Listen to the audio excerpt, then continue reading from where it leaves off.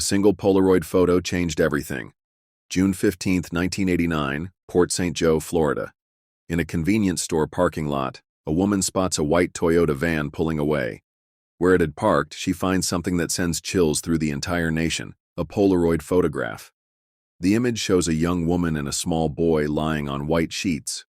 Their mouths are covered with duct tape. Their hands are bound. Their eyes tell a story of pure terror. When the photo reaches New Mexico, Tara Calico picks it up with trembling hands.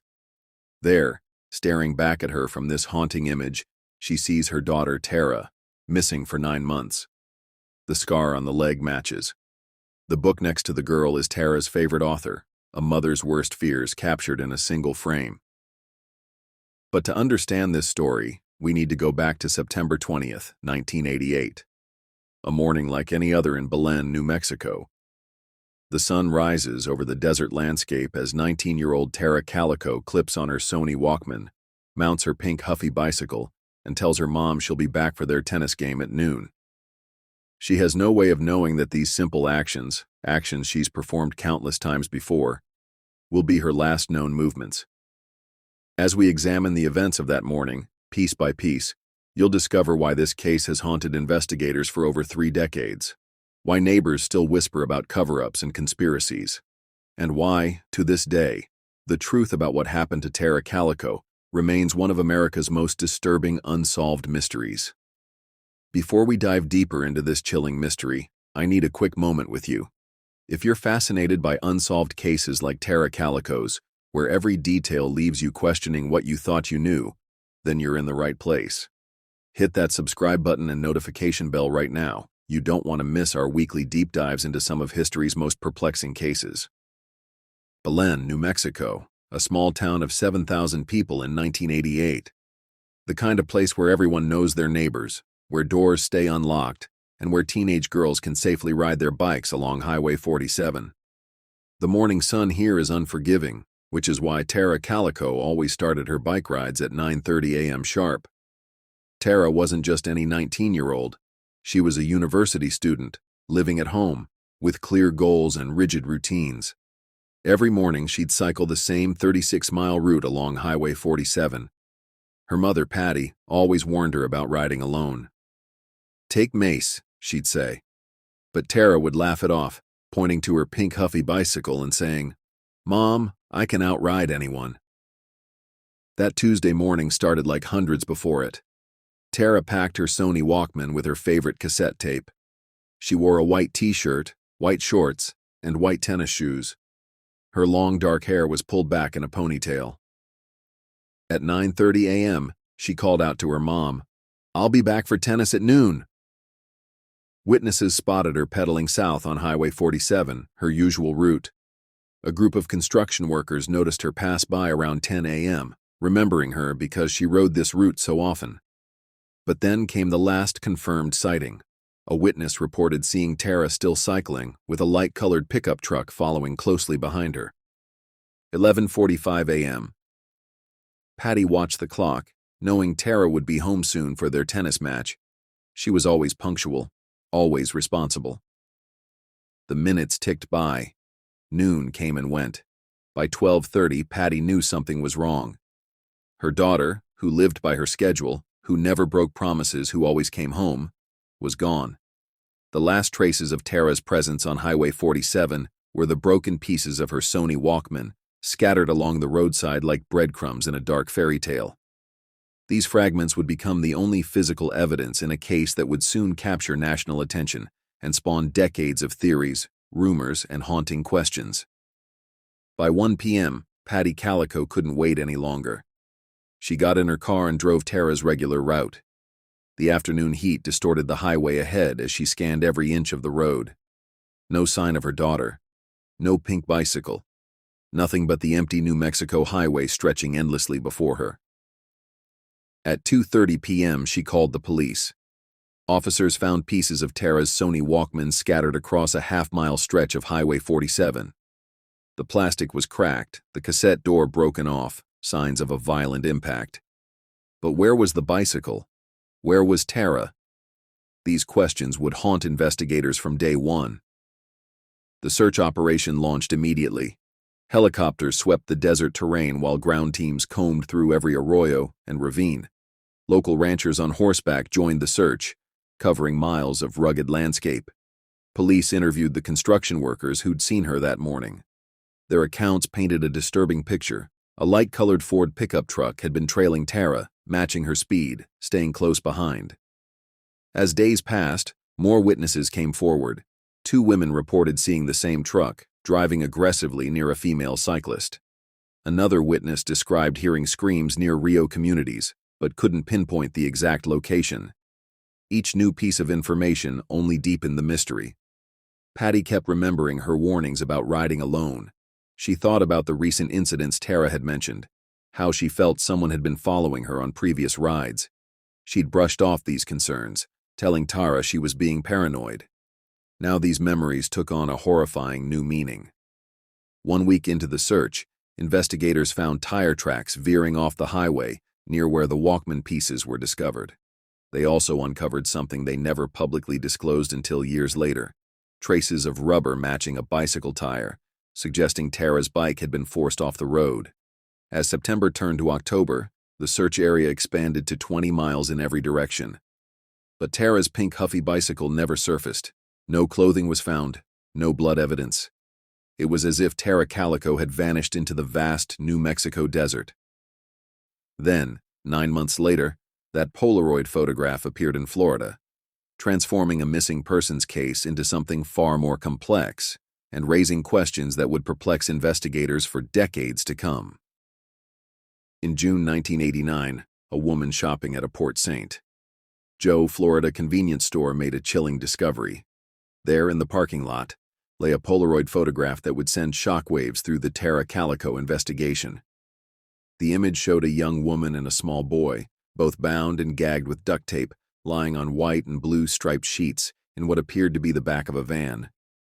The details in that photograph were haunting. The young woman's dark hair and facial features matched Tara's description perfectly. But it was the smaller details that made Tara's mother, Patty Doelle, certain she was looking at her daughter. A scar on the woman's leg matched one Tara had received from a car accident. Next to her lay a copy of V.C. Andrews' My Sweet Audrina, one of Tara's favorite books. The boy in the photo was initially thought to be Michael Henley, another missing child from New Mexico. However, his remains were later found in the Zuni Mountains, ruling out this connection. The woman's eyes in the photograph held a desperate plea, a silent scream that haunted investigators.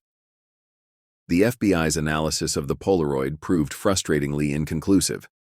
While some experts believed there was a strong probability the woman was Tara, others couldn't make a definitive match. The photo quality, lighting, and angle made absolute identification impossible.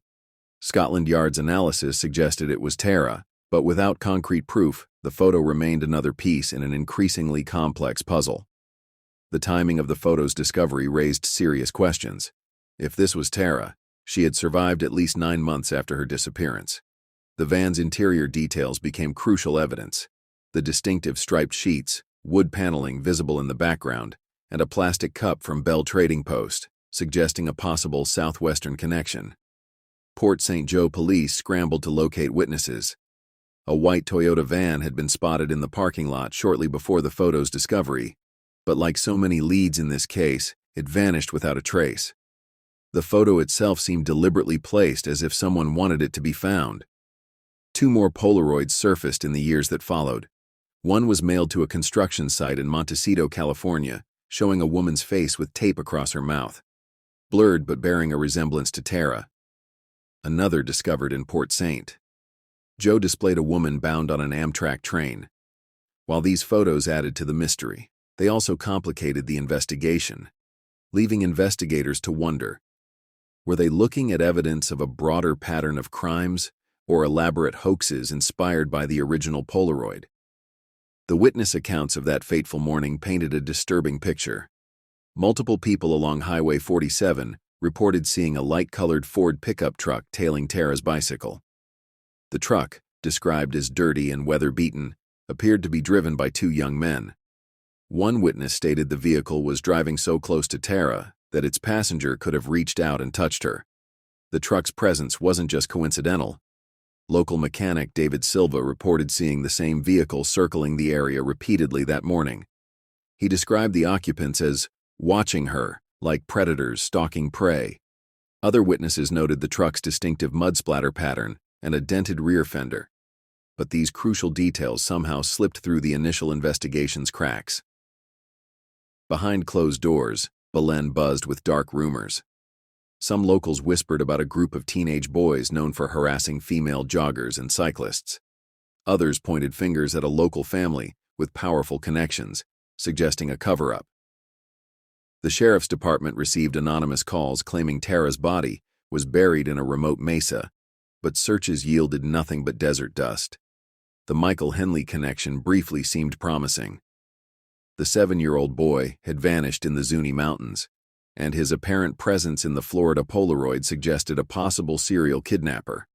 But when Michael's remains were discovered in 1990, just miles from where he disappeared, investigators had to abandon this lead. His death was ruled as exposure to the elements, leaving Tara's case standing alone once again. Law enforcement's handling of the case drew fierce criticism. The initial search didn't begin until hours after Tara was reported missing. Crucial evidence, including tire tracks near where her Walkman pieces were found, wasn't properly documented. The Valencia County Sheriff's Department faced accusations of tunnel vision, focusing too heavily on the theory that Tara had been hit by the pickup truck and her death covered up. In a shocking revelation, a former deputy came forward in 1997, claiming evidence had been deliberately mishandled. He alleged that certain suspects were never properly investigated due to their family connections. When questioned about these allegations, the department cited ongoing investigation protocols, refusing to confirm or deny the claims. By 1998, 10 years after Tara's disappearance, the case had grown cold. The pickup truck was never located. The young men were never identified, and the witnesses who might have held crucial information had scattered to the winds, taking their secrets with them. Perhaps most frustrating was the department's rigid adherence to their accident theory, even as evidence pointed to something far more sinister. They maintained that Tara had been struck by the truck, her body hidden, and an elaborate cover-up orchestrated. But this theory failed to explain the Florida Polaroid, the subsequent photos, or the numerous witness accounts suggesting a calculated abduction. The investigation's mishandling left a legacy of unanswered questions and untapped leads. To this day, retired detectives who worked the case admit that crucial opportunities were missed in those first critical hours. Some still lose sleep, wondering if Tara's fate might have been different had they acted faster, dug deeper, or simply listened more carefully to the whispers echoing through their small New Mexico town. 25 years after Tara vanished, Valencia County Sheriff Rene Rivera dropped a bombshell. In 2013, he claimed to know exactly what happened that September morning. According to Rivera, 2 local teenagers had accidentally hit Tara while following her in their truck.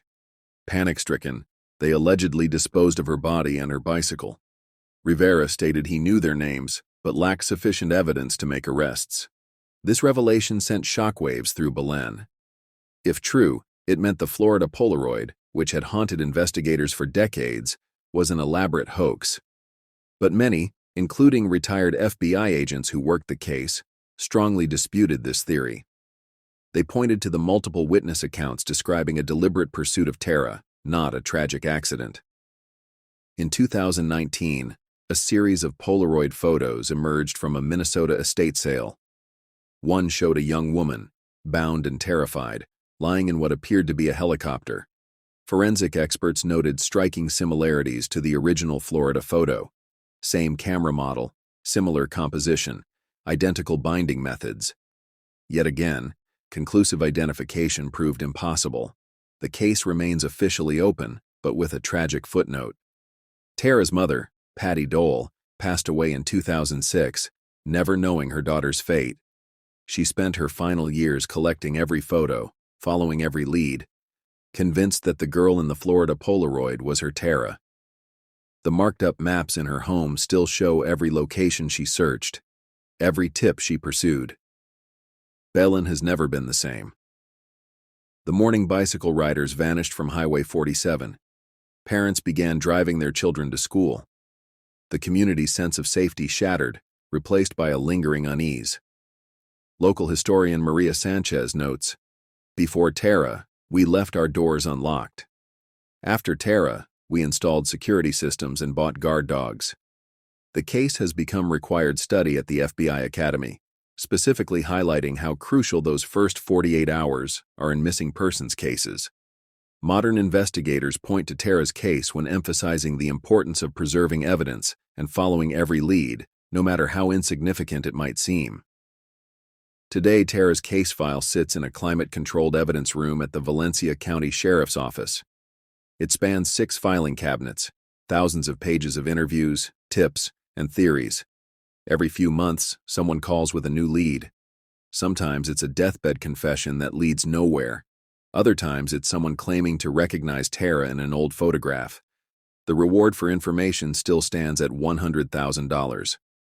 The age-progressed photos of what Tara might look like today hang in post offices across New Mexico. But perhaps most telling is the bicycle memorial that stands along Highway 47. It's painted pink, Tara's favorite color, and bears a simple plaque. Someone somewhere knows something. The question remains, will they ever come forward?